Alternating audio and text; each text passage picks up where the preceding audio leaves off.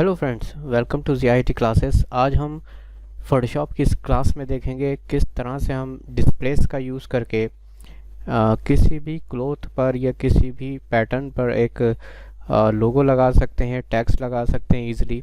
ठीक है। इससे पहले हमने वैनिशिंग पॉइंट पढ़ा था जिसमें कि हम कुछ फ्लैट चीज़ों पर कुछ भी प्लेस कर सकते थे। इस तरह की कोई अगर इमेज है उस पर मुझे लोगो लगाना है तो वो हम कैसे लगाएंगे, तो आज ये देखना है।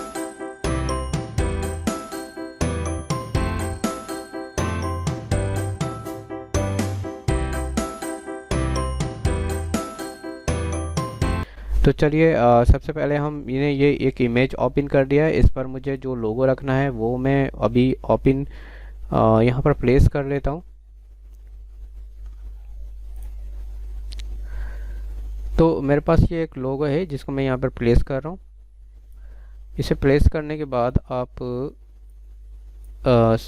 अभी हम ये कर रहे हैं कि इस जो हमारी सिल्क वाली इमेज है, लेयर है, इसकी कॉपी कर रहे हैं। ठीक है, तो कंट्रोल जैसे भी इसकी कॉपी कर लेते हैं और ये लेयर अभी मैं डिसेबल कर देता हूँ। इस लेयर को फ़िल्टर में जाने के बाद आप ब्लर और गॉसियन ब्लर कर सकते हैं थोड़ा सा। तो गॉसियन ब्लर मैं यहाँ से कर रहा हूँ, देख सकते हैं आप, और प्रीव्यू ऑफ ऑन करके भी देख सकते हैं कि कितना ब्लर करना है आपको। ठीक है, जैसे मैं अभी इसको ऑलमोस्ट 15 तक दे रहा हूँ ब्लर। देखिए इतना हो रहा है ऑलमोस्ट। ठीक है, या इससे थोड़ा कम भी कर सकते हैं, 12 कर लीजिएगा। तो ओके कर दिएगा यहाँ पर। और मैं इसे ब्लर देने के बाद फाइल में जाकर सेव कर रहे हैं। ठीक है, तो अभी हम सेव एज पे जाते हैं और डेस्कटॉप पे मैं इसको सेव कर देता हूँ। मैं यहाँ पे दे देता हूँ डिस्प्लेस रेड सिल्क।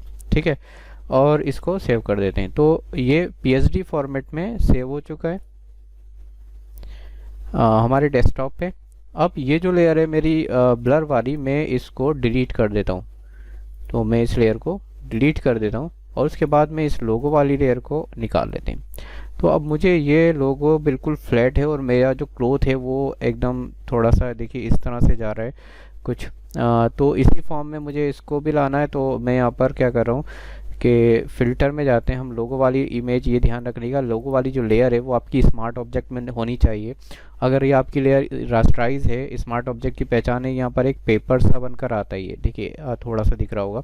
तो अगर नहीं हो, रास्टराइज लेयर हो, तो आपको यहाँ पर कन्वर्ट टू स्मार्ट ऑब्जेक्ट कर देना है। ठीक है, यहाँ पर राइट क्लिक पर ऑप्शन आएगा कन्वर्ट टू स्मार्ट ऑब्जेक्ट, तो वो कर लीजिएगा। अभी फ़िलहाल रास्टराइज आ रहा है क्योंकि पहले से स्मार्ट ऑब्जेक्ट में है। तो फिल्टर में जाना है इसके बाद आपको इस लेयर पे रहकर, और आपको जाना है डिस्टॉर्ट और डिस्प्लेस।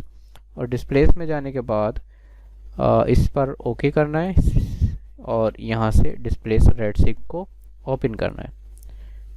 ठीक है, तो अभी थोड़ा सा वेट करोगे आप तो आप देख सकते हो जो आपका लोगो है वो भी आपके जो क्लोथ है उसकी फॉर्म में आ गया है। अगर ये थोड़ा लग रहा है तो आप एक बार और इसको अप्लाई कर सकते हैं, डिस्टॉर्ट, डिस्प्लेस, ओके और डिस्प्लेस रेड सिल्क।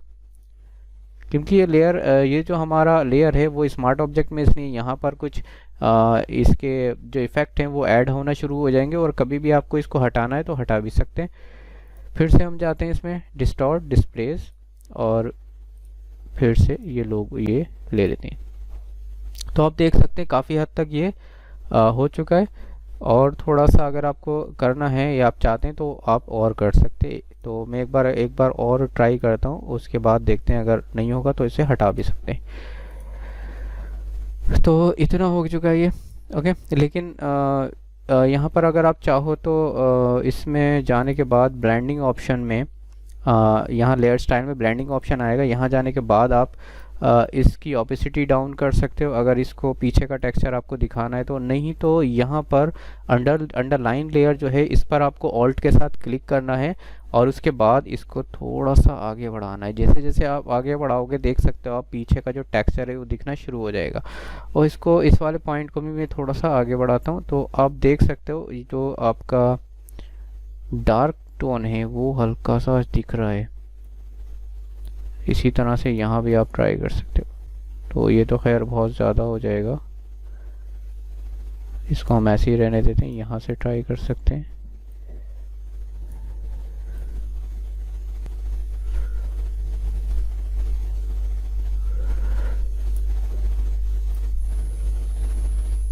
ठीक है, तो ये इतना करने के बाद इसको, एक मिनट,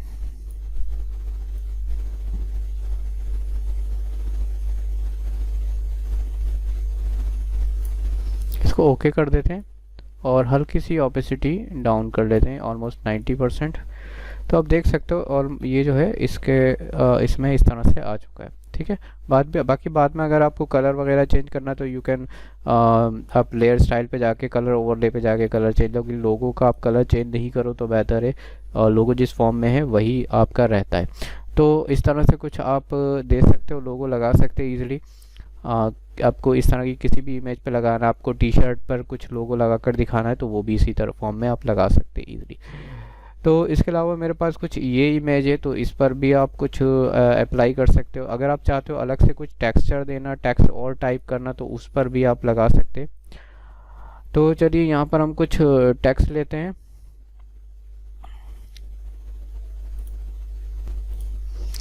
तो यहाँ पर ये किया है मैंने कि ये एक डमी टेक्स्ट कुछ ले लिया है यहाँ, और इसको मैं यहाँ पर अप्लाई करूँगा। फ़िलहाल मैं इसलिए इसकी एक कंट्रोल जैसे कॉपी बना लेता हूँ, और फिल्टर में जाके इसको भी ब्लर में जाके गॉसियन ब्लर कर देते हैं। और इतना कर देगा कि इसकी डिटेल भी लॉस नहीं हो, वो इमेज क्लियर दिखता रहे और हल्की सी ब्लर भी हो जाए। ठीक है, तो मैं देखता हूँ यहाँ से प्रीव्यू ऑफ करके कितना ब्लर हो रहा है। तो ऑलमोस्ट 5px में ब्लर कर सकता हूँ, देखते हैं। और प्रीव्यू ऑफ, ठीक है, हाँ 5px ऑलमोस्ट ठीक है। तो मैं ओके कर देता हूँ इसको, और फाइल में जाके इसको मैं सेव एज कर लेते हैं, और psd फॉर्मेट में ही डेस्कटॉप पर हम सेव कर देते हैं। तो इसको नाम दे देते हैं हम डिस्प्लेस पोर्ट्रेट, ये इस तरह से। और इसको जब आप कर लो तो इस लेयर को आप डिलीट कर सकते हो, क्योंकि आप सेव कर चुके हो आप ब्लर फॉर्म में। अब ये विदाउट ब्लर आपको यूज़ करना है। उसके बाद हम इसको चाहो तो मैं कुछ टेक्स्ट टाइप कर लेता हूँ यहाँ से, इस तरह से कुछ टेक्स्ट दिए दे रहा है, आप देख सकते हो इसको। ठीक है, और मैं इस टेक्स्ट को जो हमने वहाँ पर से कॉपी किया है यहाँ से टेक्स्ट, ये आप कर लीजिए कॉपी। अगर नहीं हुआ है तो कॉपी करने के बाद इसको कंट्रोल V से पेस्ट कर सकते हो। ठीक है, उसके बाद आप यहाँ पर मैं कोई नॉर्मल सा टेक्स्ट दे देता हूँ, जैसे कि एरियल दे दिया आप। ठीक है, या कुछ भी ऐसा दे सकते हो जो आपको ठीक लगता है। तो मैं अभी एरियल रेगुलर दे देता हूँ, और इसको कंट्रोल शिफ्ट L करने के बाद लेफ़्ट अलाइनमेंट या जस्टिफाई कर लीजिए आप कंट्रोल शिफ्ट J से। और उसके बाद हम इसको ऊपर आकर यहाँ से इसको पैराग्राफ को ख़त्म कर देते हैं इस तरह से।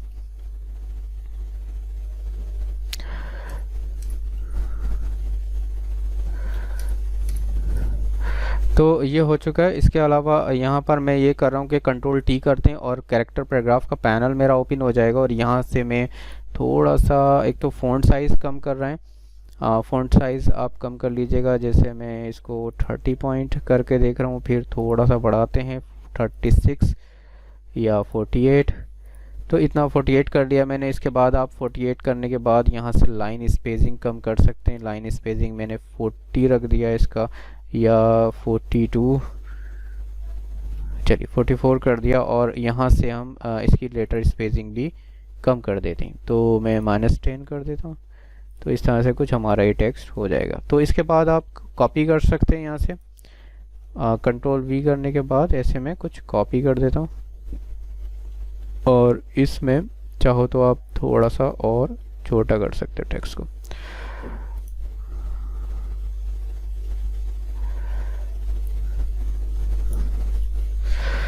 तो ये हो चुका है आपका टेक्स्ट। और उसके अलावा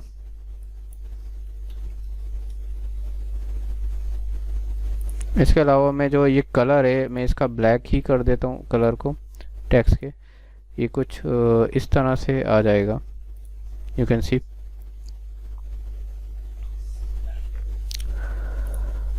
और जब ये हो जाए तो आप इसको स्मार्ट ऑब्जेक्ट में कन्वर्ट कर लीजिए। फिल्टर में यहाँ पर राइट क्लिक करने के बाद कन्वर्ट टू स्मार्ट ऑब्जेक्ट कर लीजिए, दिस वन। और उसके बाद अब फिर से आपको फिल्टर, डिस्टॉर्ट और डिस्प्लेस अप्लाई करना है। डिस्प्लेस में जाने के बाद आपको सेम वही डिस्प्लेस पोर्ट्रेट जो मैंने पहले सेव करके रखा था वो मैं अप्लाई कर रहा हूँ। तो आप देख सकते हैं ये आपका जो टेक्सचर था, जो आपकी इमेज है, जो आपका टेक्स्ट है, वो इमेज की फॉर्म में ऑलमोस्ट हो चुका है। और इसके अलावा और मैं यहाँ से देखता हूँ डिस्टॉर्ट में जाके फिर से थोड़ा सा डिस्प्लेस देकर, ठीक है, और ओके, और मैं इसको फिर से एक बार और अप्लाई कर रहा हूँ। तो ये और हो चुका है। अभी मैं जाकर थोड़ा सा ब्लेंड मोड पे भी चेक देख सकता हूँ कि अगर मैं ब्लेंड मोड लगा दूँ तो इमेज पे क्या इफ़ेक्ट पड़ेगा। तो ब्लेंडिंग पे जाने के बाद ब्लेंडिंग ऑप्शन पे, ठीक है, यहाँ से आप दे सकते हो कुछ। तो यहाँ से थोड़ा सा हाइड हो रहा है।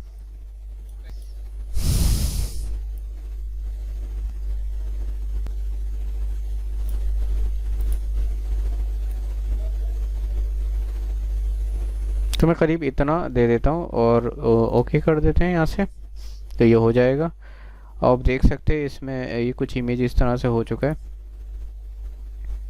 और कुछ आपको ऐड करना है तो जी यहाँ पर आप एक, मैं लेयर ले लेता हूँ, एक ब्रश ले लेते हैं और यहाँ से मैं कुछ इसमें दो कलर का एक टिंट दे रहा हूँ कलर का। जैसे मैं यहाँ पर ब्लू ले लेते हैं और यहाँ से ब्लू लेने के बाद मैं इसको थोड़ा बड़ा कर लेते हैं ब्रश का साइज़। ब्रश आपका सॉफ्ट होना चाहिए, ठीक है जी। तो मैं यहाँ से ऐसे मार देता हूँ, सॉरी, ब्रश को हम ऐसे मार रहे हैं और इसको पूरे पे फिल कर देते हैं,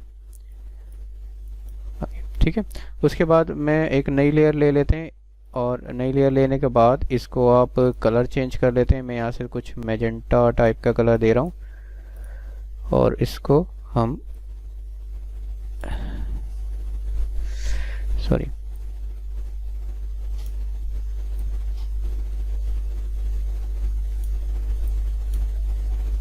ऐसे दे देते हैं, ओके।